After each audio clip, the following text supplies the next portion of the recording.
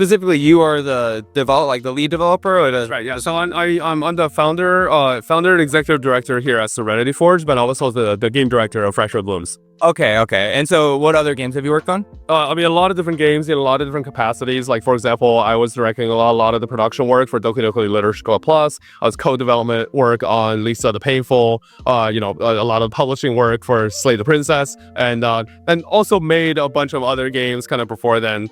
So there's just a lot of different things. Yeah, you got a lot of hats, man. Yeah. Exactly. So you have a very cute character design already, but then you decided to go in first person, so you can't see the character really. So what's the design decision around that?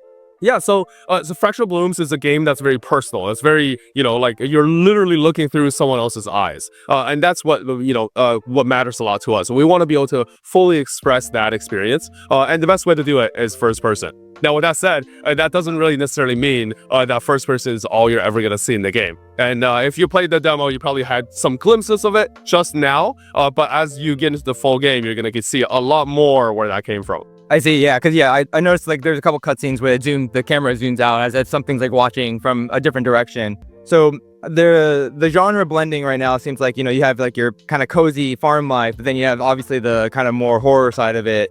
Do you find like that's a pretty hard niche of like players to grab with that kind of like very different type of genre?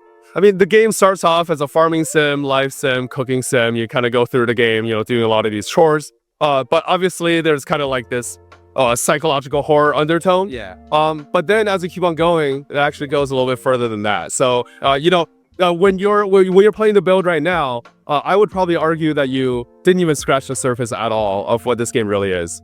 But for which genre, the psychological horror or the farming simulation part? Maybe it's fun, more fun to kind of reveal that as you actually play the game. Like I only ever had 3 stamina at a time, but it clearly like it goes up to at least 10, right? And it seems like there's a lot of room for there to be farming mechanics in there if that's what you really want to explore.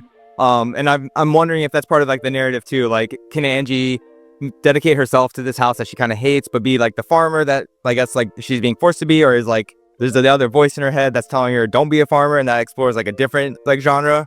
Yeah, so what you talked about the stamina, I mean, the demo that we have here in the event, it's very stripped down. Like we didn't want to sit you here to play a 5-hour long farming sim, right? Yeah. So in reality, what happened is that we kind of took away a lot of the farming, cooking simulation, the more systems, more mechanics heavy kind of resource management game, to kind of focus a little bit more on the narrative as well as the horror. Now, with that said, game is very much inspired by that kind of resource management and kind of leaning into horror and leaning into more than that.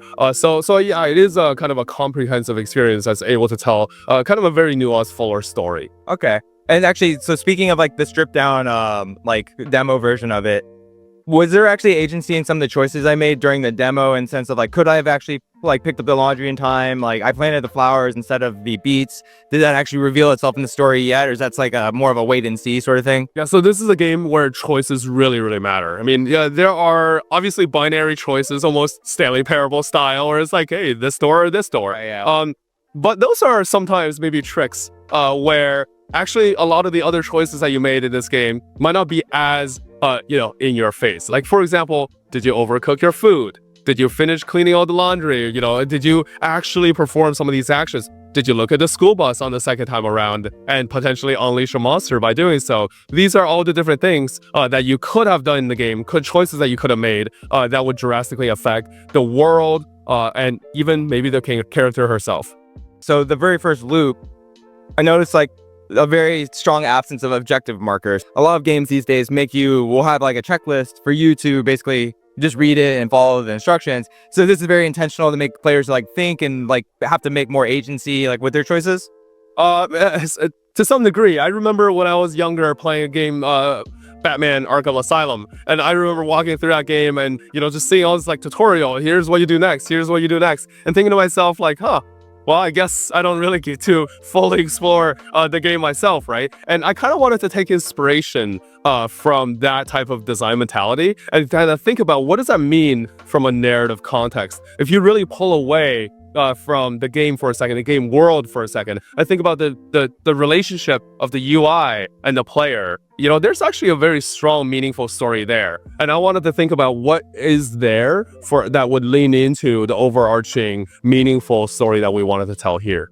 Yeah, I mean, I think that's one of the powerful things about the game as a medium, as you are able to use that UI to help tell the story or help like move players a certain direction or make them think about it differently. So that's really cool to hear that that's what you guys are actively thinking about. Yeah, I feel like a lot of games these days, it's just like open up your map. There's an objective here. There's one here. Yeah, you're gonna run there. You know, they even have like auto run for you. So yeah, it was a really great demo. I really enjoyed it. Is there a release date in mind or anything? We don't really have a full release date just yet. We do plan on polishing up this demo, just kind of, tweaking a little bit more. Maybe in the near future here, we'll release it online for, for folks to check it out. Kind of taking that feedback, always welcome. So yeah, we'll probably go from there. Okay, well, great. Thank you so much for your time, Z. Yeah, it's a pleasure to meet you.